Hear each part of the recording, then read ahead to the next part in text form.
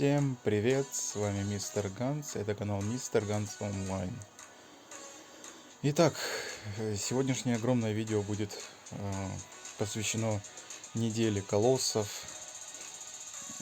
Многие новички спрашивают систему прохождения, как убить, на кого какие пачки собрать. И практически никто не может дать четкого ответа. Именно поэтому я решил снять такое видео.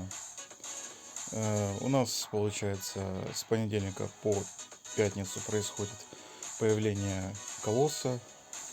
Понедельник это у нас, получается, тьма. Вторник это огонь. Среда это вода. Четверг это земля. И пятница, и суббота это, получается, святость. Буду рассказывать о чем? О том, какие примерно пачки на него брать. Буду рассказывать о том, насколько колосс силен, какого лучше первого убить, на какого лучше первого собирать пачки и все в этом роде. Ну и думаю, начнем, пожалуй, с понедельника, с первого колосса. Это темный колосс. Ну, проходить его не особо сложно, но единственная заморочка в нем является та, что он имеет средние показатели как атаки, так и защиты. По его помощникам ничего особого сказать не могу, они как бы есть, ну, сильно зацикливаться на них никак не стоит. Кто нам нужен для прохождения? Нам нужно, так как колосс хорошо рассчитан и на защиту, и на атаку, нам необходима пачка чтобы здесь была сбалансирована атакеры и сбалансированная защита. Проходить его абсолютно легко в плане того, что я уже сказал, что помощники никаким образом нам не помешают. Бить надо сразу колосса. Давайте посмотрим, как это примерно выглядит, чтобы понимали. Моны все 60-е, все прокачанные, все с хорошими камнями. У вас поначалу будет проблемы с этим, поэтому рекомендую как бы не зацикливаться просто на атаке, а брать и атаку, и защиту. И хорошо было бы взять на него поначалу, если у вас мало, ну, гемы не шестизвездочные, а, допустим, там 4-3-звездочные. У вас будет не хватать атаки, ничего, поэтому вам необходим будет хил. Хил с хорошим лидерским скиллом на минус защиту или минус атаку. Тоже, если у вас пачка с хорошими камнями и хорошо дамажит, то лучше берите на минус атаку. Если хорошо защищенная, но мало у вас пробития, то берите на минус защиту. Как всегда говорю, минус деф, ну, деф не сработал. Минус деф, weakness, понижение атаки и защиты. Хорошие скиллы всегда. Видите, дамажит он по ним не очень сильно, но здесь от его наполовине, когда мы сносим половину ему хп, мы получаем от него очень сильную тычку. Очень тоже хорошая вещь. Всегда следите за ребрисами. Об этом будет в следующих видео. Здесь еще проблема в том, что он дает такие синенькие штуки. Это значит о том, что на вас ну, будет мало маны. Вот, еще дополнительно вот этот молоточек, это означает то, что за какой-то определенный период атаки ваших монов у вас будет определенный процент хп сниматься. Это можно здесь прочитать. Каждый пятый ход. Ну, он здесь в принципе не сильно атакует, как бы он является таким тоже как бы не особо каким-то сильным в плане того, что нужны какие-то определенные на него моны. То есть на некоторых колоссах прям реально нужны определенные моны, чтобы его убивать. То есть здесь, в принципе, я если сейчас другую пачку поставлю из других атакеров, там, неважно какого элемента, плюс в том, что это тьма. Любой элемент на него подойдет, как огонь, вода, земля, тьма, свет, там, неважно. Естественно, очевидно, что если вы будете брать свет, то у вас будет больше дамага не проходить, как бы. Если берете элементы, как бы они более-менее сюда подходят, потому что я здесь, это осталось еще с далекого прошлого пачка. Я более-менее ее переделал под атакеров, как бы ничем тут таким страшным ничего не является. Как бы вот, ну, примерную пачку я бы посоветовал, ну, допустим, ту же самую куру можно поставить. Допустим, если у вас, вот у меня, допустим, Анубис слабо защищенный, у меня вот Пиноккио, Пинало слабо защищенный, и вот, допустим, минус Дефер, вот тоже пачка, как бы, созданная из тех, кого увидел сразу. То есть атакера 2, есть минус атака у колосса, есть weakness, есть минус защита. Как бы как это будет выглядеть? Вот просто на отшибись. Посмотрите сейчас, какой дамаг будет по свету и по элементу слабозащищенному при лидерке Мона, который дает минус атаку. Мон дает минус деф, не получаем. Этот Пинало это вообще титан киллер. То есть дамаг будет у него по хп биться. Ну вот первый удар, и вот у нас атакер уже слабо защищенный страдает. Даже свет так не страдает сильно, как он. Ну то есть потихонечку мы все сносим. Ну вот Викнес начал работать. Сейчас мы попробуем минус деф еще дать. Как бы даже и при минус дефе его в принципе очень он хорошо получает. Но все равно при том, что пачка с лидеркой на минус атаку. Сейчас посмотрите, какой с ульты будет дамаг по вот этим вот. Моны не рассчитаны на этого колосса. Моно рассчитаны немного на другие локи и на другие, там, на титанов или еще на кого-то. То есть пачка, в принципе, может развалиться, поэтому я и рекомендую здесь хила брать. Но минус еще в том, что при ульте он может повесить на вас запрет на ульту, то есть вы не хильнетесь уже после этого, поэтому оставлять сюда еще каких-нибудь атакеров, то есть в любом случае вы будете поначалу убивать двумя пачками.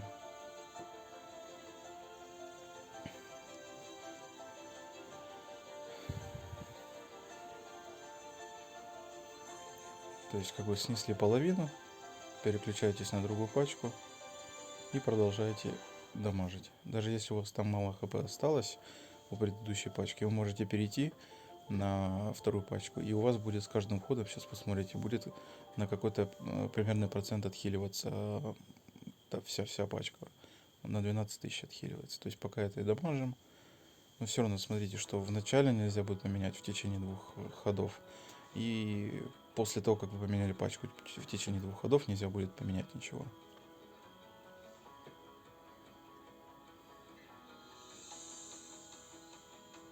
То есть пока здесь у нас пачка бьет, та пачка отхиливается. Когда пачка умирает, мы переключаемся автоматически на другую пачку.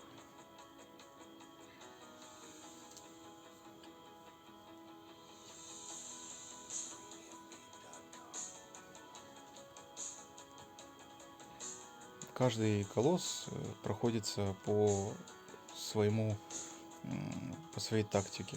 У каждого колосса есть своя тактика, но есть вот такие вот, как этот колосс, допустим, которого нужно проходить просто основываясь на определенных монах, которые, как я говорю, в балансе стоят.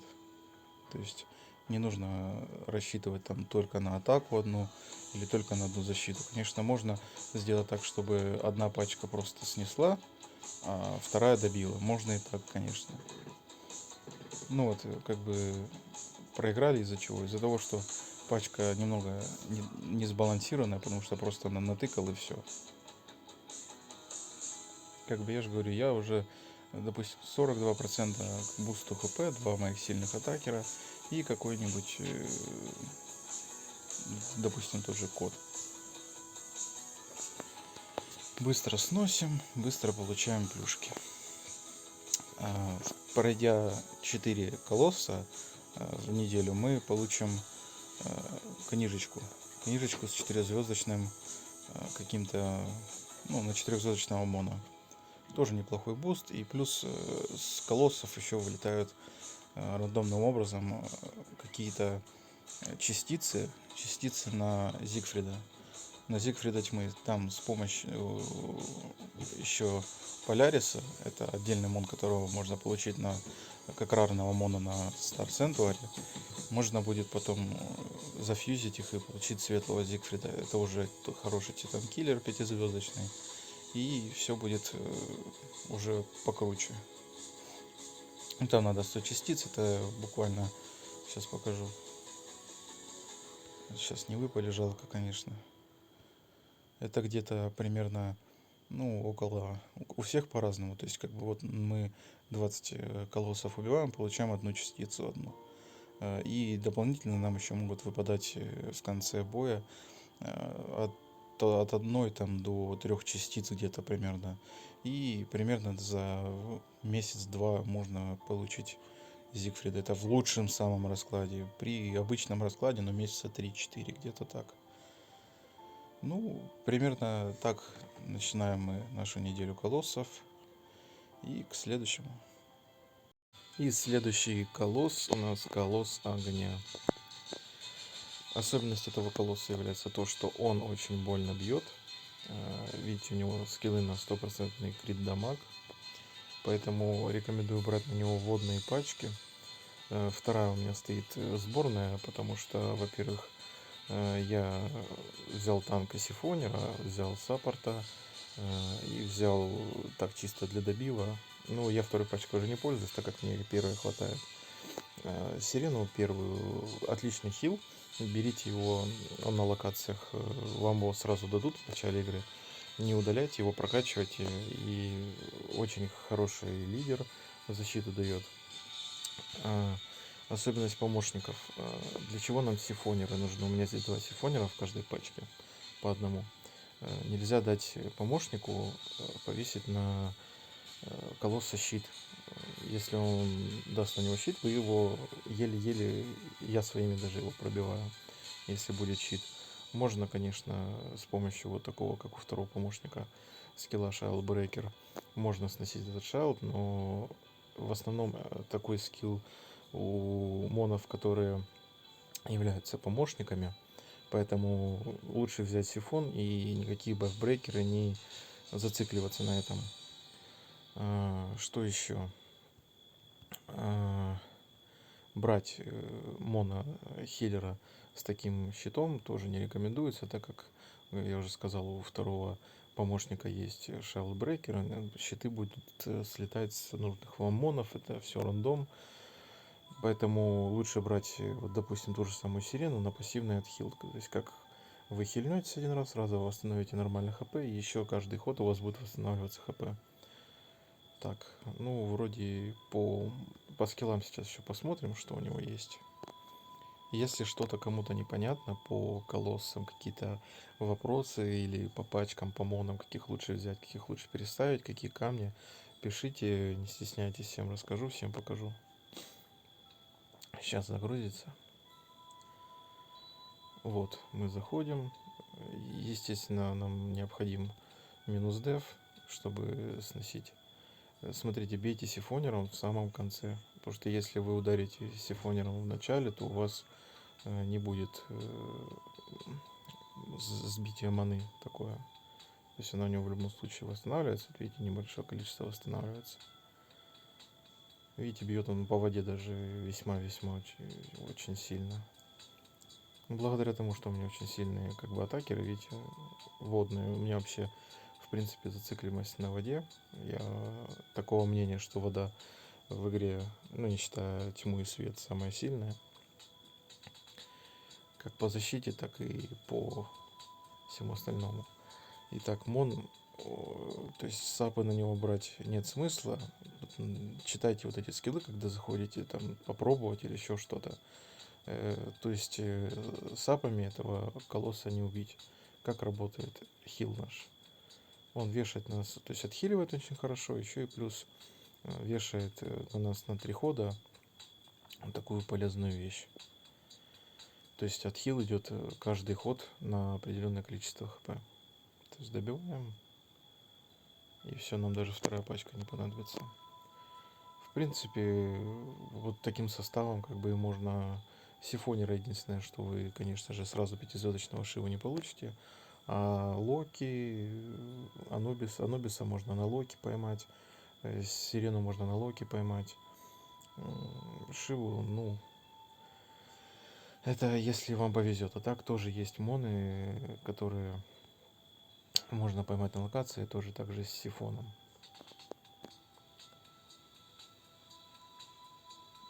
Примерные пачки, я же говорю, я не стал сильно растягивать каждого колосса, поэтому я ну, не показываю, какие моны это по астрогайду. Просто лазите и смотрите, вам необходим минус деф, хороший атакер, второй, там еще может быть, как я говорю, тоже минус деф атака.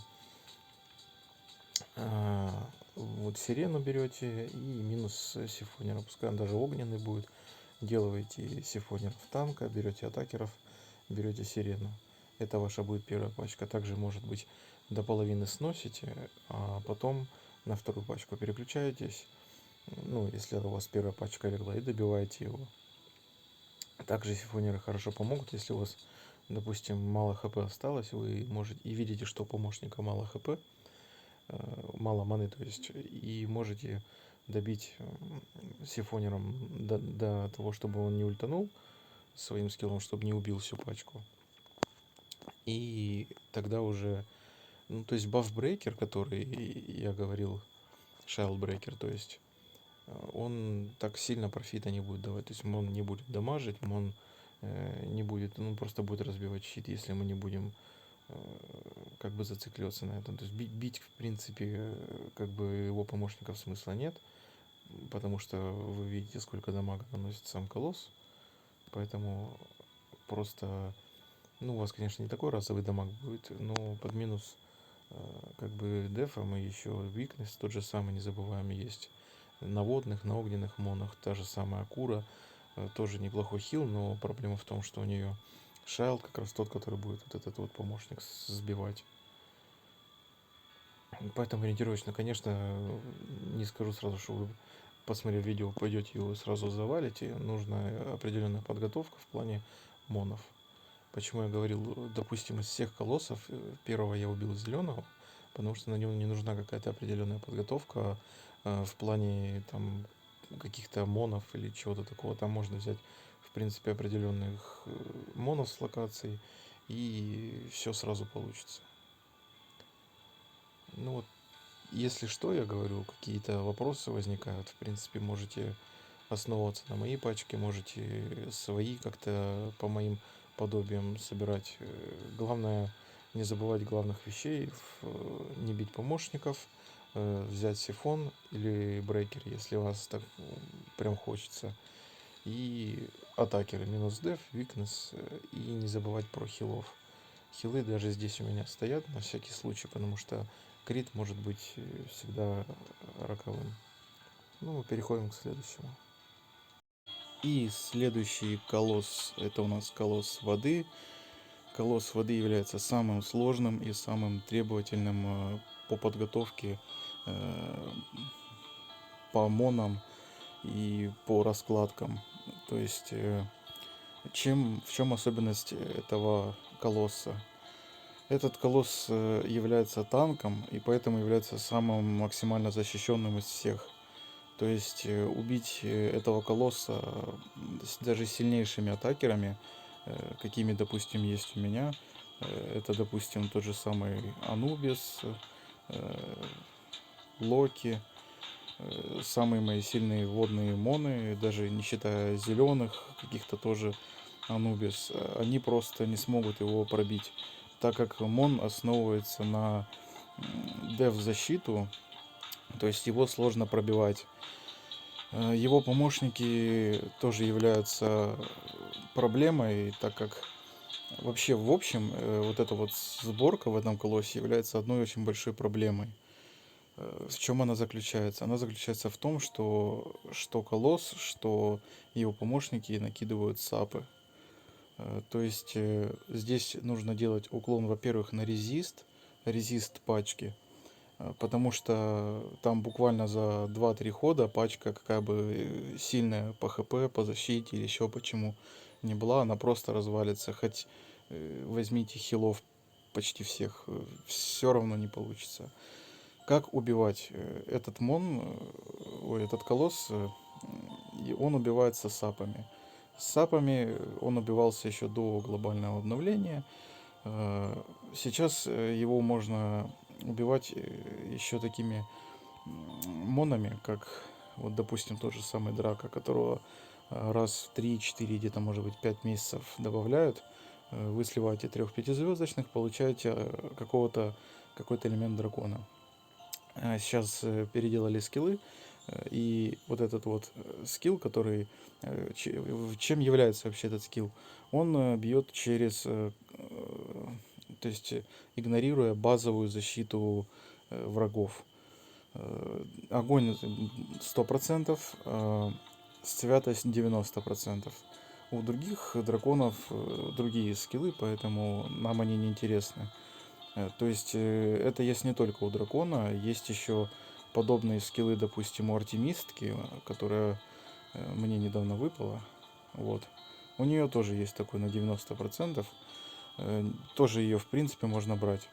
Это если вам повезет, вам выпадет мон ну и есть еще там на святости, на тьме и еще на многих элементах, на многих монах есть такие скиллы. Сейчас их как-то более добавляют больше. То есть это один вариант монов, которых нужно брать, чтобы пройти этого колосса. Еще один вариант — это взять пачку на сап.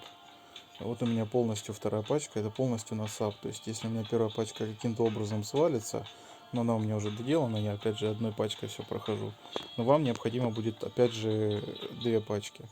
Естественно, говорю еще раз, этот скилл на пробитие его защиты базовой. Если не выпали, ну ничего страшного, берете тогда сапов. Хорошие сапы, кто у нас? Миха, та же самая, водная, неплохо сюда зайдет, вот она, у нее есть сапы. Также сюда неплохо зайдет. Допустим, можно для того, чтобы сапы лучше вешались, если он выпадет Вуджин, будет неплохо. Также Сил Стар сюда подойдет, водная, у нее тоже есть такие же скиллы. Вот. У нее такие же скиллы. Кто еще? Юки водная подойдет. То есть смотрите скиллы. Темная тоже Юки подойдет. Можно... Главное, чтобы были сапы. И, естественно, не забывайте про хилов. Сапы сапами, но проблема заключается в чем? То есть сапа, в принципе, несложно получить. Вторая проблема заключается в том, что вы... То есть колосс же все равно бьет. То есть он вешает на вас сапы. То есть вы убиваете его, по сути, сапами, а он убивает вас сапами. В чем... Чем нужно защищаться? Вот здесь как раз таки рекомендую взять щиток, как, допустим, на черешне на этой, как он выглядит, Шайлд. Берите шайлды именно зависящие от максимальных хп. Вы будете поначалу, допустим, как у меня не было Шахерезады, тоже моно не так давно ввели. Сейчас есть еще моны с таким вот, с такой звездочкой с крылышками. Это полный резист ко всем дебафам. То есть, если вам выпадет Шахерезада, смело оставляйте ее, берите сапов и 2 сапа, одного хила и все. В принципе, должно хватить. Вторую пачку берете, если у вас каким-то образом первая развалилась. Если, допустим, когда до половины дошло у колосса и он ультанул, он довольно много тоже урона наносит. Но если выживает пачка, хорошо. Не выживает, берете вторую. Вот прям вот можно даже всех сапов, чтобы также, допустим, вот может вам выпасть Хагенхейм, но тоже с геройского фестиваля. Также на минус резист и, ну или тот же Вуджи на минус резист. И все, навешивайте, и 3 сапа, как можно больше, там читайте, там все написано, кто сколько сапов набивает. Давайте посмотрим, как это выглядит. Техника прохождения его тоже есть определенная. Не знаю, как сейчас. Чем больше у вас пачки, чем лучше они у вас собраны, тем меньше уже можно следовать этой, так сказать, стратегии. Поэтому, что вообще является каким? Нужно сначала убивать правого помощника. На левого можно не обращать внимания. В чем смысл? Этот помощник дает щит.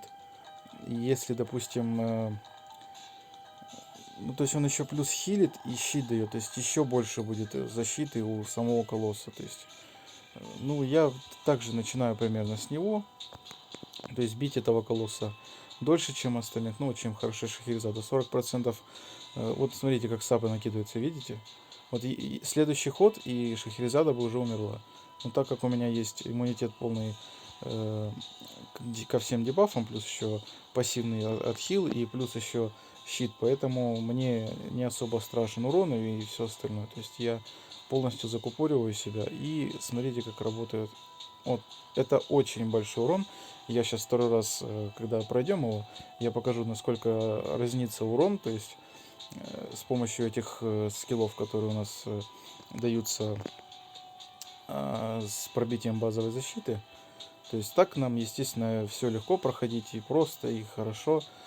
Но все не так просто, как оно кажется, когда у вас моны только-только начинают появляться, там какие-то второй эволюции, там дракона нету, там, допустим, того нету. Просто некоторым начинающим уровням выпадают прям вот очень хорошие моны, там даже тот же какой-то Гильгамеш тьмы может выпасть, и это примерно то же самое, что как бы и драка, и все вот в таком роде. То есть не стоит как бы, просто нужно призывать, надеяться и не волноваться, что там вот у меня таких-то монов пока что нету.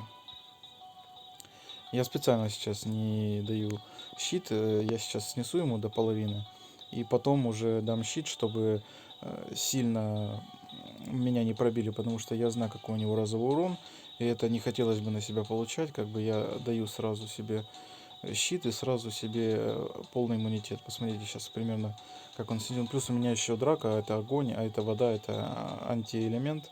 Поэтому урон будет, ну вот даже под щитом он его почти убивает. То есть без щита это было бы вообще сразу ваншот. Да, конечно, хорошо взять ту же самую Артемиску, прокачать ее на сифон сете, допустим, на крит дамаг и все такое прочее, и уже спокойно убивать. То есть такой разовый урон получается у нас только при имении таких вот монов с такими скиллами. Сейчас сразу, наверное, даже переключусь на этого, на вторую пачку, покажу, как это примерно выглядит, если бить сапами. Еще точно один этот, в общем, такая вещь. Каждые 3 хода он снимает с себя все дебафы. То есть вы накидываете дебафы, и если, ну, сейчас сработало, а если на него накидывать дебафы, то есть вы накидываете на него, один ход сработало, второй ход сработал, на третий ход он все снимает. Сколько бы сапов вы на него не понавешали. Сейчас вот второй раз возьмем для примера. Вторая пачка у меня не рассчитана на одиночное прохождение, поэтому сейчас просто сделаем пробный заход. Вот, допустим, те же самые моны там сильные, которые у меня есть, они ему столько дамага, ну, просто не нанесут. Даже давайте сделаем на минус атаку. Еще лидерку возьмем.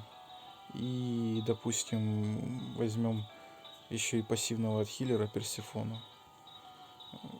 Ну, вот, допустим, вот таким вот образом.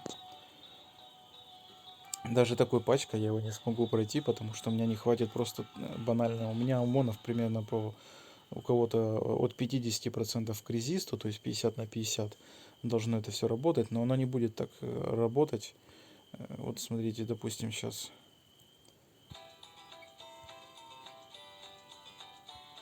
урона не будет так много, ну хотя даже ничего себе, хорошо снесли. Но все равно у меня не будет здесь такого, ну вот я просто сейчас от сапов подохнет у меня вся пачка и все. У меня не будет здесь столько шансов, даже если отхил пассивные персифоны. Он будет просто копиться, копиться, и я просто ничего не смогу сделать. Они на 2 колонки могут накидываться, и все. У меня просто потом отхила не хватит. Ну вот видите, какой разный урон? То есть я с помощью дракона, даже под плюс атака давайте. Он все равно не дамажит так, как дамажит под минус базовой защиты, то есть под игнором базовой защиты. Я его даже, скорее всего, до половины, даже под минус дефом, скорее бы все не снес бы.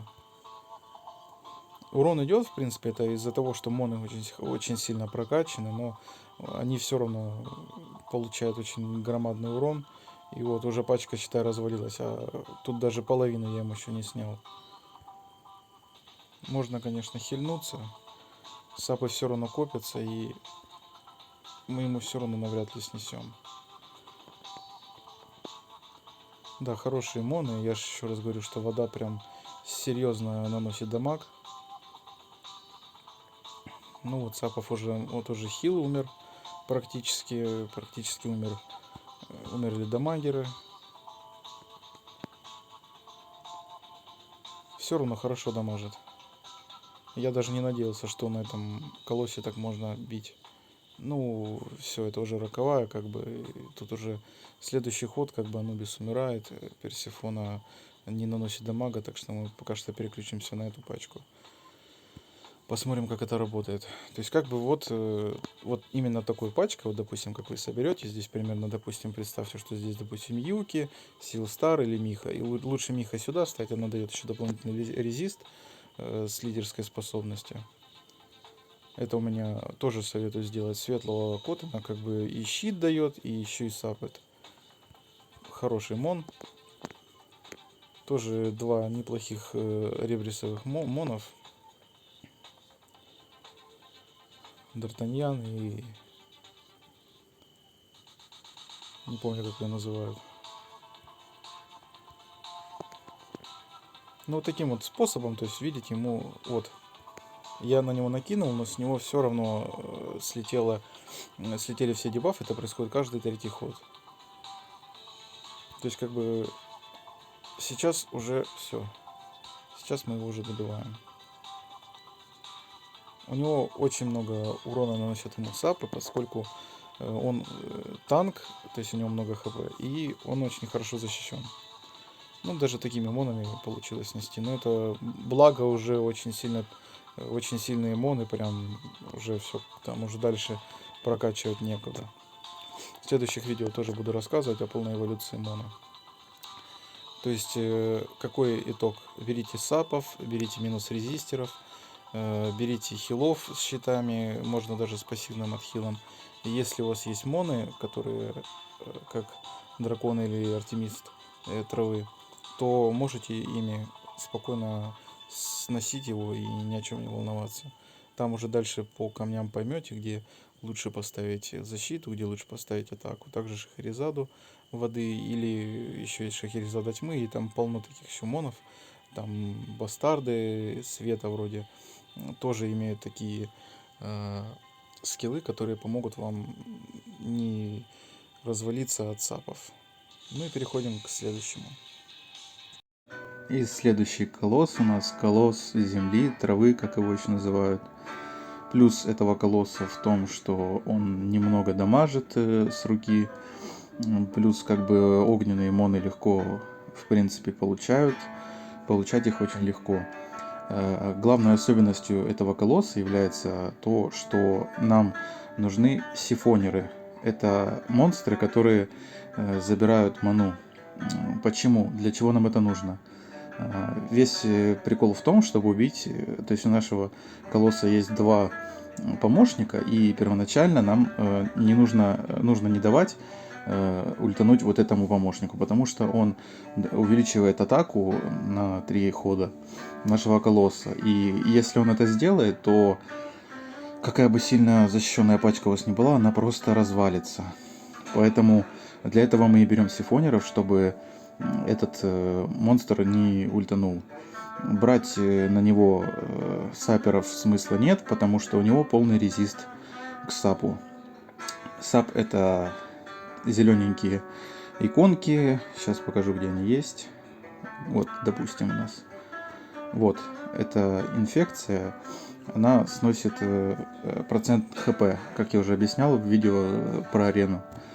Ну, давайте попробуем его пройти. То есть не обязательно именно этих монов брать. Хватит, допустим, любых монов на минус деф, огненных или зеленых. Воду брать, ну, нецелесообразно, потому что мало буду дамажить. Можно взять хиллеров. Ну, самая лучшая как бы вариация будет взять одного минус дефера, хила. Можно взять, если вот как, допустим, тоже легко получаемый Коттон, он дает со своей лидерской способностью минус 33 к защите монстров, и плюс еще дает атаку. Давайте попробуем его пройти. Сейчас мы все наглядно увидим. Весь процесс как бы его убийства. То есть мы заходим, мы пытаемся сначала повесить на него минус деф, он у нас вешается. От этого мона еще у нас есть weakness, это еще понижение. И мы бьем как бы атакером. И когда мы ударили всеми атакерами, мы с помощью сифонера забираем ману именно у правого помощника, чтобы он ее не накопил. Как видите, бьет он немного, тут даже не смотрите на то, что все 60-е с камнями. Не в этом как бы вся прелесть. Вся прелесть только в том, что... Ну, тут видите, в принципе, я немножечко поэтовался, но ничего страшного. Главное, не забывать забирать ману у правого помощника. Если вы этого не сделаете, вы просто потерпите крах, потому что он отхилит его, главного колосса, и плюс еще ко всему он даст ему такой уровень атаки, что будет очень больно. И ни под какими щитами вы навряд ли вы, ну, поначалу, когда для новичков очень как бы мало на защиту люди обращают внимание, поэтому как бы вот на этом и стоит. Вот мы делаем плюс атаку еще, забираем ману, не забываем забирать ману каждый раз. Вот, когда мы доходим до половины, как всегда, у нас идет сильная атака с минус маной. Поэтому сильно не берите атакеров, которые зависят от ульты, поэтому вы как бы немножечко будете разочарованы в этом. Вот если бы у нас было бы сейчас на нем плюс атака, то вся бы пачка легла просто. И с него никак вы не снимете этот баф. То есть 3 хода и все, и хана пачки. Почему брать хиллера для новичков было бы неплохо? Потому что он дамажит, ну, как бы прилично. И когда у вас, опять же говорю, на маленьком уровне вы мало обращаете внимания на защиту. Поэтому как бы лучше всего брать хила с собой какого-нибудь, который дает либо защиту, если у вас прям вообще все печально, либо же атаку, если вы немножечко как бы, ну, прокачали гемы.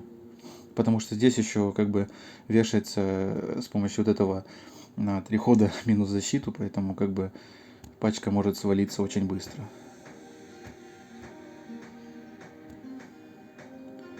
Ну вот мы подходим уже к концу. Как вы видите, правый помощник так и не может никак ультануть. И это даже то, что наши моны падают, ничего там страшного нету. У нас как бы еще вторая пачка есть, если что. Ну, нам этого и не понадобилось. Просто убили и все. То есть, как бы, главные приоритетные задачи здесь это в чем? Брать минус деф, брать хила, если у вас мало защиты, брать минус деф, если получается еще и weakness. И здесь видите, какие гемы у нас уже падают. То есть, пройти его, в принципе, вот именно траву не составляет никакого... То есть, вам единственное, что нужно, это хорошие, в принципе, атакеры, которые дамажат хотя бы немного. Хотя бы какой-нибудь хил с минус защитой или же просто монс с минус защитой. Главное, чтобы был сифонер. Даже если у вас одна пачка ложится, у вас есть на запас вторая. То есть такая же тема. Вы просто вешаете минус защиту. Если есть weakness, вешаете weakness. Если есть еще минус защита и минус атака, такой двойной скилл, как, допустим, где он у меня есть. Он у меня есть. На. Вот, допустим, на нашем, как его, на Вуджине. Вот первый скилл. Вот такой тоже было бы неплохо. Быстрее убьете как бы. И в принципе на этом все. Не забывайте забирать у него ману. Моны для этого существуют. Можно их ловить даже и на локациях. То есть сифон это не очень такой редкий скилл. Он есть на многих монах, просто главное найдите мона, просто увидите его, на локации поймайте или как-то еще где-то, может быть, с призыва вам выпадет. Как бы есть, допустим, вот тоже может вам выпасть пятизвездочный, как бы тоже сифон очень хороший, еще и плюс земля, плюс танк как бы неплохой. И в чем прикол хила, то есть он просто не умрет от этого и как бы все. И переходим к следующему. И следующий и последний на неделе колосс — это колосс света. В чем особенность этого колосса, в чем его плюс? Плюс в том, что и он очень легко умирает, в плане защиты он очень-очень слабый. В помощниках его особо нет никаких прелестей, то есть он не сильно зависит от них, то есть его помощников можно не трогать. Почему выбраны только темные моны? Поскольку это слабо защищенный колосс. И единственное, что я могу здесь посоветовать, так это взять как можно сильнее монов нужно брать.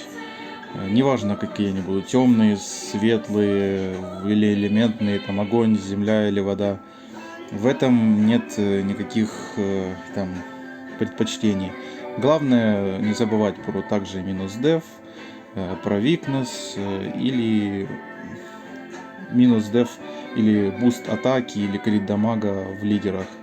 Это главное, что здесь необходимо. То есть единственная проблема вашего прохождения этого колосса будет в том, что колосс очень сильно хилится. Помимо того, что хилится он от ударов обычных, так он хилится еще и от своих помощников. Почему помощников нет смысла бить? Потому что вы пока будете бить его помощников, он вас убьет, поскольку дамаг у него очень высокий, в принципе, если сравнивать его, допустим, с той же землей, с земляным колоссом. Поэтому, следовательно, нужно сразу убивать его. Когда до половины дойдет его здоровье, он ультанет своим очень сильным скиллом. Да, пачка может слететь, но он с этого удара не отхилится. И для этого как раз нам нужна вторая очень сильная пачка. То есть первую пачку мы берем для того, чтобы снести ему до половины. И вторую пачку мы берем с высшей атакой, чтобы его точно добить. Давайте попробуем, как это будет выглядеть. То есть, я же говорю, здесь темные моны стоят только потому, что уже как бы уровень позволяет, и это уже давно скомбинированная пачка, то есть можно ее менять, но смысла в этом особого нету. То есть мы заходим, мы сразу пытаемся повесить минус деф мы не получаем. Как видите, он дамага в принципе очень много получает, как бы, но посмотрите, как он отхиливается. Отхиливается он от монов и от удара вот примерно вот так. То есть, если у вас будет мало дамага, то вы его и не убьете никак. То есть, наша главная задача первой пачки — это снести ему половину. Половину мы сносим. Получаем ульту. Видите, с ульты все умирают, но он не отхиливается. И последней пачкой мы его просто добиваем. Вот это на все очень просто выглядит, на первый взгляд. Но проблема возникает в том, что вы не можете его убить только из-за того, что он отхиливается. То есть здесь нам нужны максимальные атакеры. Максимальный минус деф, максимальные викнессы и все такое прочее. То есть, в принципе, зацикливаться на этих монах, на его помощниках нет смысла. Потому что они просто, вот я сейчас продемонстрирую, как это будет. Ни разу не пробовал так делать, поскольку техника прохождения этого колосса является именно дамаг. Здесь главное дамаг, то есть давайте попробуем убить, конечно, но я не особо уверен, что это нам как-то сильно поможет. Но, возможно, кто-то попробует, у кого-то, может быть, получится именно таким образом, но навряд ли, мне кажется. Просто моны быстрее умрут. Даже если здесь у вас будет хил, то есть вы видите, смысла бить как бы от хиллеров, нету. Да, мы убьем их, допустим, а толку? То есть мы сейчас уже пачку потеряем. Отхиливает, да, он на 5% сейчас отхилится, но стоило ли это целой пачки, я не думаю. Я очень сомневаюсь, что получится его вообще сейчас убить, потому что нужно именно следовать этой технике, то, что мы именно зацикливаемся на самом колосе. То есть одну пачку мы потеряли, да, он немного отхилился, но проблема в том, что вы уже как бы не сможете ничего сделать здесь с ним. Да, мы снесем половину, но сейчас, возможно, вся пачка ляжет.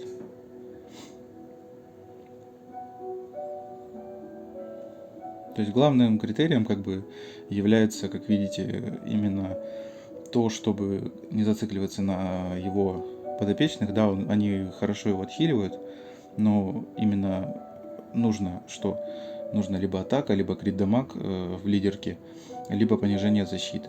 Нужен минус дефер, нужен weakness, если он есть. Если его нет, просто берите минус деф один какой-нибудь. В любом случае у вас какой-то мон будет, даже если это будет просто помощник. И желательно 3 атакера с лидеркой хорошей. И во вторую пачку мы также засовываем одного минус дефера, или же берем именно все 4 мона, которые именно на атаку, которые смогут снести ему с половины до нуля. Также можно минус дефера, также надо зацикливать лидерку на атаку или на крит дамаг, или еще на что-то. И все у вас получится. А на этом, я думаю, завершим наш недельный, так сказать, колоссовое прохождение. Надеюсь, всех получится. Если у кого-то есть какие-то вопросы именно по пачкам, каких монов поставить на какого колосса, чтобы пройти. Основную методику колоссов я всех рассказал.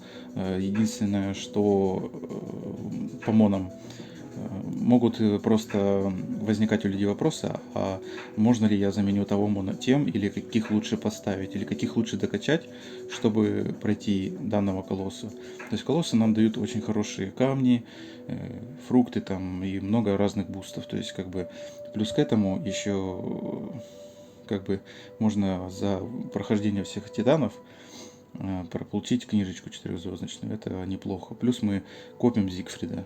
Как бы очень, очень приятно. Ну и на этом, я думаю, неделя колоссов завершается. Подписывайтесь, ставьте лайки. Всем пока.